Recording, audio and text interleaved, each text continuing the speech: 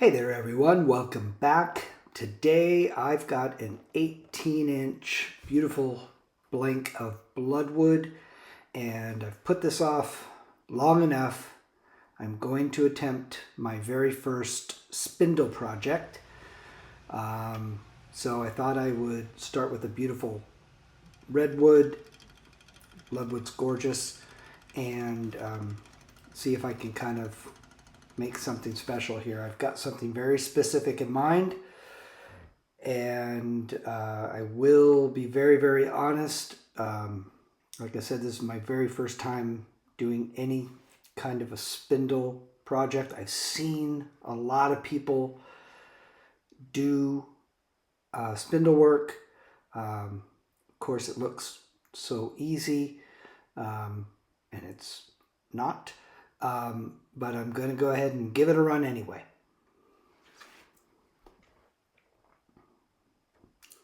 Marking off for the handle.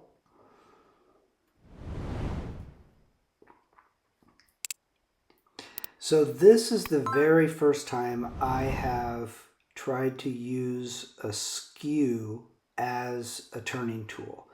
I see the advantage of nice clean cuts. It takes off good, but holy bejeebus, I'm telling you, I felt like I was out of my depth. I realized after I did a little bit of work on this handle with the skew that I need to put a piece of pine in between centers, and I need to practice with that skew.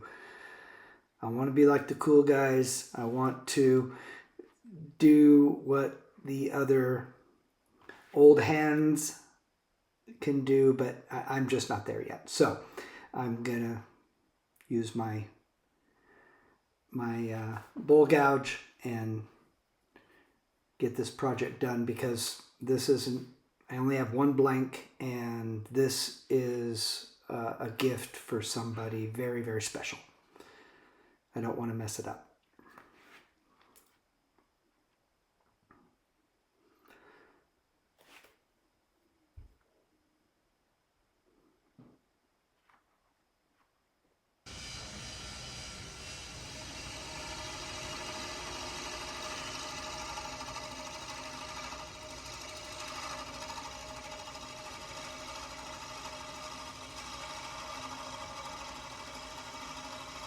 So those of you who are very comfortable with spindle work and have done a lot, which is kind of probably all of you, especially compared to me, I've been turning for about 10 months now, and I've put off doing anything on the spindle because for some reason it kind of intimidates me, and it seems like it really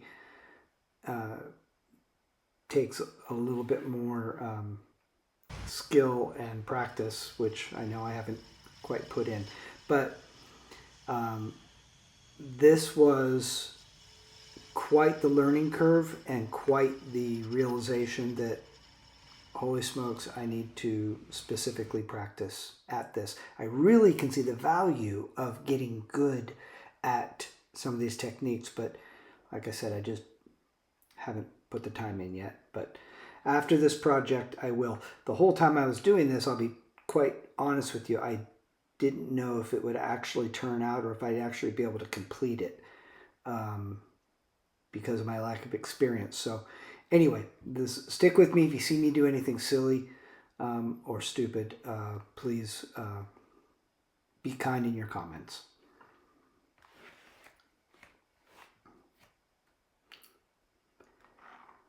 So I've got someone very, very special in our family that is a Harry Potter fan, and her birthday's coming up, and I didn't want to send her a bowl.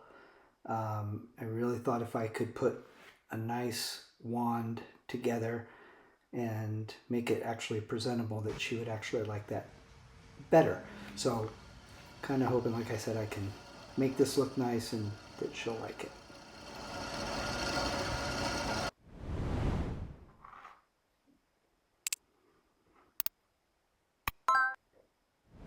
So as this was coming together, I was kind of getting really excited, like, hey, actually am surprising myself and I might be able to actually complete this. And I really missed a critical step. Yeah. I started parting this off, or actually I did part it off without doing any sanding or finishing.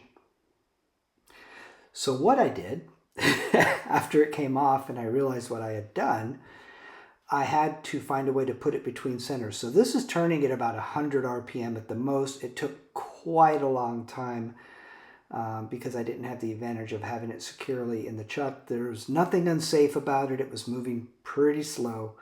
But boy, oh boy, did I feel like a complete dork. And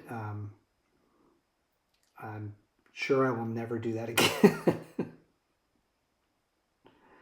But anyway, just took a long time.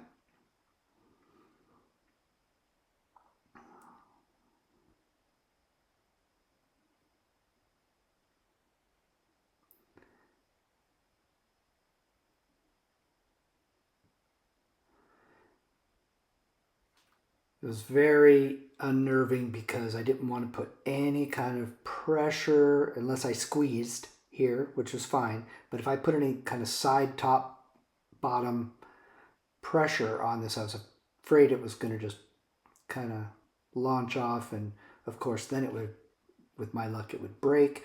So I was just really, really careful with it. And again, it wasn't turning fast at all.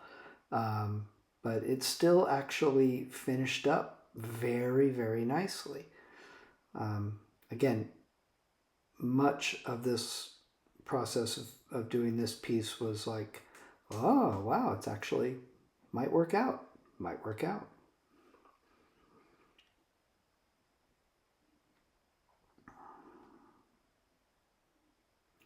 So we'll put a little bit of the axe abrasive paste on here, and again, without being able to turn it more than about 80 or 100 RPMs, it took a while, but the product broke down and it smoothed it out, and boy oh boy did it look beautiful. This Bloodwood is just gorgeous wood. I really need to pick up a larger blank and do something else with it.